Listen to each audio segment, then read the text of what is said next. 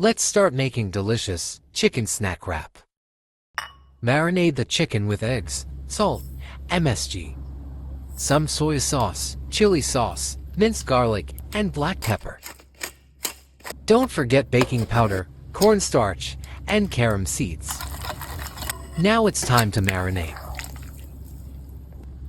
Take cornstarch, add 1 tablespoon of water. Mix it vigorously to make crumbs.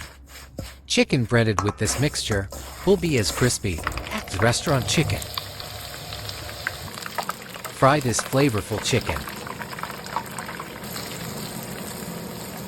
Wrap it in tortillas with your favorite salad and dressing.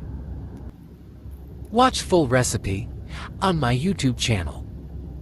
Thanks for watching. Enjoy!